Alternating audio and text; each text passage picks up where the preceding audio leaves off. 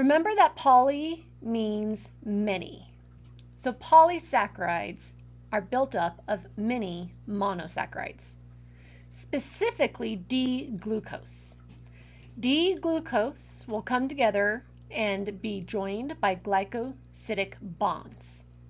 It's the type of glycosidic linkage that differentiates our types of polysaccharides. There are two types of plant polysaccharides. We have this category of starch, which has two different polysaccharides in it, and cellulose. Looking at starch first. Starch is made up of amylose and amylopectin.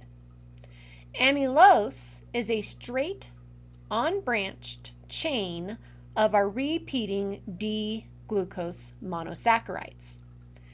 Each of these D-glucose monomers are attached with a glycosidic linkage alpha 1,4.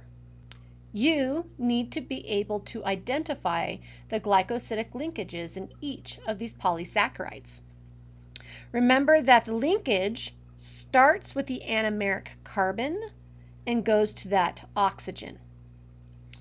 These squiggle lines you see on either side of this chain just means we are going to be repeating that structure infinitely in either direction. The other polysaccharide that makes up starch is this amylopectin. Amylopectin is a branched polysaccharide.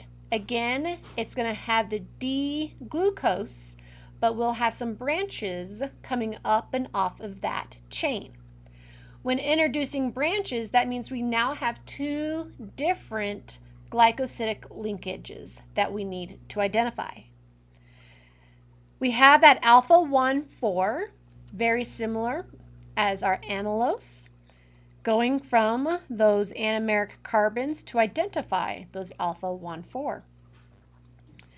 There is also our alpha 1,6.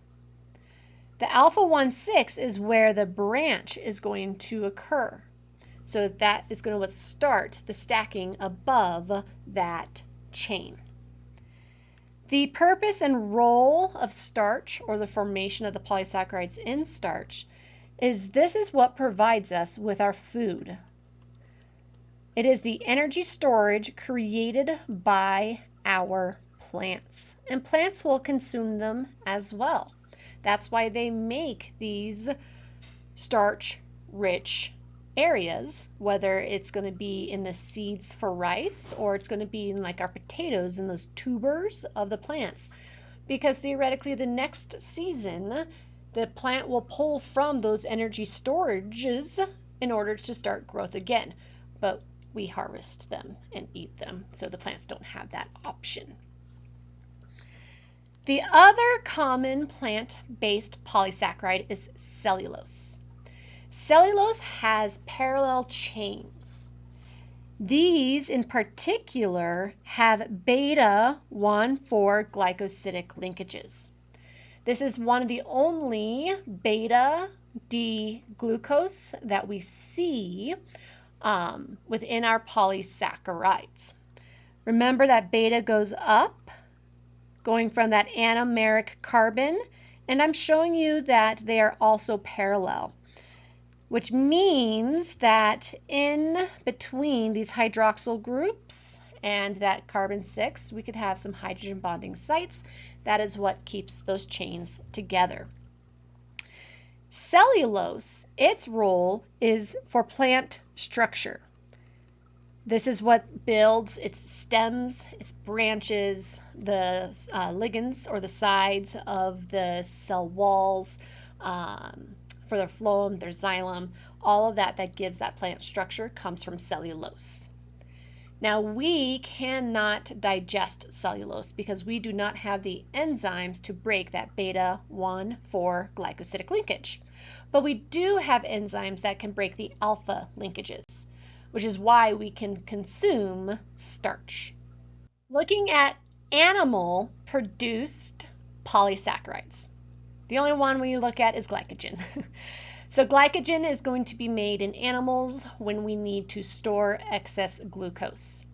The difference between glycogen and amylopectin is that it is highly branched, which means there's more branches occurring on glycogen than amylopectin.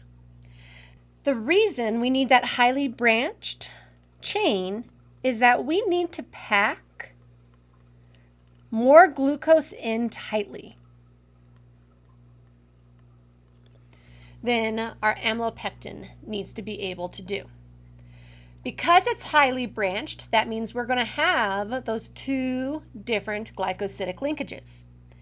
In the chain, that is where we have the alpha 1, 4. Then to branch off of that chain, we will have the alpha 1, 6 glycosidic linkages. Again, what I need you to be able to do is identify the glycosidic linkages in each of these different polysaccharides, but also what purpose do they serve.